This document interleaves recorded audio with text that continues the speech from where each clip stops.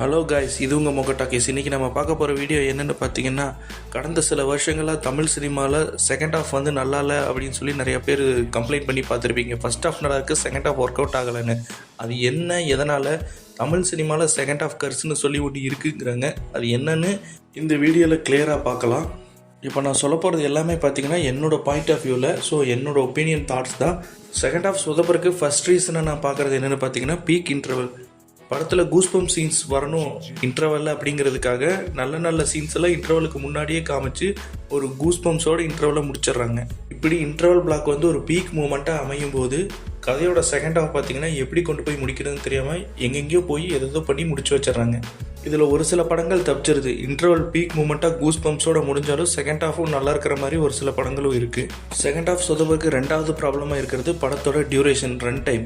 இப்போ இருக்கிற நிலைமையில் பார்த்திங்கன்னா நம்ம ஆடியன்ஸ் வந்து 2.5 மணி நேரம் படம்னாவே யோசிக்கிறாங்க அவ்வளோ நேரம் டைம் ஸ்பெண்ட் பண்ணணுமான்னு. சில படங்களெல்லாம் 2.75 மணி நேரம் 3 ஹவர்ஸ் இருக்கிற படமெல்லாம் வந்துட்டுருக்கு. அது வந்து அவங்களுக்கு வந்து இன்டர்வலுக்கு மேலே வந்து ஒரு போதுண்டா சாமி விட்டுருங்கடா அப்படின்னு ஒரு தோய்வை ஏற்படுத்தும். ஒரு படம் 3 மணி நேரம்னு பார்த்தீங்கன்னா இன்டர்வல் வந்து ஒரு 20 மினிட்ஸ்லேருந்து 30 மினிட்ஸ் வரைக்கும் போகும். ப்ளஸ் ட்ராவல், அங்கே பார்க்கிங்கில் போடுறது, திரும்ப பார்க்கிங்கில் வண்டி எடுக்கிறதுன்னு சொல்லும்போது ஒரு ½ டேவே ஸ்பெண்ட் பண்ணுற மாதிரி இருக்கும். ஸோ படத்தோட டியூரேஷனை வந்து செகண்ட் ஹாஃப் சொதப்பறதுக்கு ஒரு காரணம் தான். மூணாவதாக வர செகண்ட் ஹாஃப் சொதப்பல் என்னென்னு பார்த்தீங்கன்னா ஸ்க்ரீன் பிளே சொதப்பல். சில படங்கள் நல்ல ஸ்டோரி இருக்கும், ஆனால் வந்து அது ஸ்க்ரீனில் கன்வெர்ட் பண்ணி எக்ஸிக்யூட் பண்ணுற விதத்தில் பார்த்தீங்கன்னா நிறைய சொதப்பல் இருக்கும். பிகாஸ் ஸ்க்ரீன் பிளே ரைட்டர்ஸ் இல்லாமல் நம்ம டேரக்டர்ஸே எல்லாம் பண்ணுறதா ரீசன். நம்ம தமிழ் டேரக்டர்ஸ் டேலண்டானவங்க தான், பட் எக்ஸ்ட்ராவாக ஒரு ஸ்க்ரீன் பிளே ரைட்டர்ஸ் வச்சுக்கும் போது ஒரு நல்ல குட் குவாலிட்டியான ஒரு ப்ராடக்ட்டை வந்து ஆடியன்ஸை ரீச் பண்ணும். அந்த படமும் நல்லாயிருக்கும், எந்த சொதப்பலும் இல்லாமல். இன்னொரு பெரிய சொதப்பலாக நான் பார்க்குறது என்னென்னு பார்த்தீங்கன்னா pan India movies. Pan India மூவிஸுங்கிற பேரில் நேட்டிவிட்டி பேஸே இல்லாமல் ஒரு 1000 crore அடிக்கணும், 2000 crore அடிக்கணும் அப்படின்னு சொல்லி படம் எடுத்துகிட்டு வர கல்ச்சர் பார்த்திங்கன்னா இப்போ ரொம்ப அதிகமாகிட்டு வருது. ஒரு படம் பேன் இண்டியா படமாக இல்லையான்னு சொல்லி அந்த படத்தோட கதையே டிசைட் பண்ணும். சில படம் வந்து ஆல் ஓவர் இந்தியா எல்லா கல்ச்சருக்கும் வந்து மேட்ச் ஆகும், எல்லாராலையும் கொண்டாடப்படுற படமாக இருக்கும். சில படங்கள் பார்த்தீங்கன்னா ஒரு சில ஸ்டேட்டுக்கு மட்டும் கனெக்ட் ஆகும், பட் ஒரு சில ஸ்டேட்டுக்கு வந்து அந்த படம் கனெக்ட் ஆகாமையே போயிடும். அப்போ வந்து அந்த அங்கே பேன் இண்டியாங்கிற விஷயமே வந்து அங்கே ஃபெயிலியர் ஆகுது. இதனால ஒரு பல பெரிய சொதப்பல்கள் ஏற்படுது. லாஸ்ட் அண்ட் ஃபைனலாக பெரிய சொதப்பல் என்னென்னு பார்த்தீங்கன்னா, இப்போ வர ஒரு சில படங்களில் பார்த்தீங்கன்னா காமெடியோ மியூசிக்கோ ஒரு 5 years பிஃபோரில் இருந்த படத்தில் இருந்த மாதிரி எதுவுமே இல்லை. இப்போ வர படங்களில் பார்த்தீங்கன்னா காமெடியும் பெருசாக இல்லை, சாங்ஸும் 1-2 சாங்ஸ் தான் வருது. அது 1-2 ஓப்பனிங் கிரெடிட்ஸ்லையோ இல்லை படத்தில் வர ஒரு சீனோட பேக்ரவுண்ட்லேயோ போயிடுது.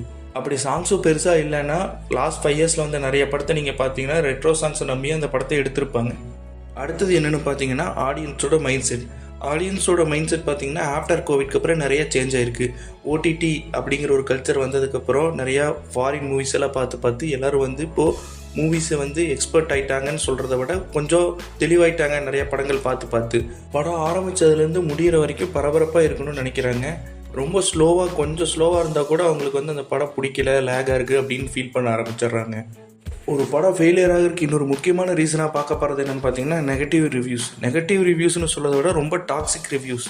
ஒரு காலத்தில் ரிவ்யூஸ் டிவி சேனலில் போடும்போது பார்த்தீங்கன்னா பாசிட்டிவ் நெகட்டிவ் சொல்லி அந்த மூவியை வந்து பார்க்குறக்கு உண்டான எல்லா விதமான ஒரு இது இருக்கும். பட் இப்போ பார்த்தீங்கன்னா ஒரு படத்தை பார்க்கவே போக முடியாதாட்டிருக்கு இவங்க என்ன இப்படி சொல்கிறாங்கங்கிற மாதிரி ஒரு ரொம்ப டாக்ஸிக் லெவல் ஆஃப் ரிவ்யூ தான் இப்போ வந்துக்கிட்டு இருக்கு ஆன்லைனில். இந்த நெகட்டிவ் ரிவ்யூஸ் பார்த்தீங்கன்னா பொலிட்டிக்கல் ரீசனாக இருக்கலாம், இல்லை ரைவல் ஃபேன்ஸ்னால வரதாக இருக்கலாம். இந்த மாதிரி நெகட்டிவ் ரிவ்யூஸும் ஒரு சில படங்களை அடித்து காலி பண்ணிடுது. அதுவும் போக இப்போ ஒரு சில ஓவர்சீஸ் கண்ட்ரியில் முன்னாடியே ரிலீஸ் ஆகுதுன்னா அதோட கிளிப்பிங்ஸ் எல்லாம் முன்னக்கூட்டியே ஆன்லைனில் லீக் பண்ணுறாங்க. இதனாலையும் வந்து பார்த்திங்கன்னா ஒரு சில படங்களோட பாக்ஸ் ஆஃபீஸ் அடிப்படுது. தியேட்டரில் போய் பார்த்து எக்ஸ்பீரியன்ஸ் பண்ணணும்னு நினைக்கிறவங்களுக்கு இது வந்து ஒரு ஸ்பாய்லராகவும் அமைஞ்சிருது. ஸோ ஃபைனலாக நம்ம வீடியோவோட எண்டுக்கு வந்துட்டோம். இப்போ இருக்கிற சூழ்நிலையில் பார்த்தீங்கன்னா ஒரு படம் எடுத்தாலும் 100% எல்லோரும் செலிப்ரேட் பண்ணுவாங்கன்னு சொல்ல முடியாது. ஒரு 80% செலிப்ரேட் பண்ணால் ஒரு 20% நெகட்டிவிட்டி ஸ்ப்ரெட் பண்ணிட்டு தான் இருப்பாங்க. எந்த ஒரு படமாக இருந்தாலும் நல்லாயிருக்கோ நல்லாலையோ நீங்கள் பார்த்து முடிவு பண்ணுங்கள். அடுத்தவங்க சொல்கிறாங்கன்னா அதை பார்க்காம இருக்காதீங்க. இந்த மாதிரி இன்ட்ரெஸ்டிங்கான வீடியோஸ் நீங்கள் நிறைய பார்க்கணுன்னு நினச்சிங்கன்னா மொகட்டாக்கேஸ் சேனலை மறக்காமல் சப்ஸ்கிரைப் பண்ணுங்கள். அப்படியே இந்த வீடியோவை நிறைய பேருக்கு ஷேர் பண்ணிங்கன்னா எனக்கு கொஞ்சம் சப்போர்ட்டாக இருக்கும். தேங்க்ஸ் ஃபார் வாட்சிங் காய்ஸ். Bye bye.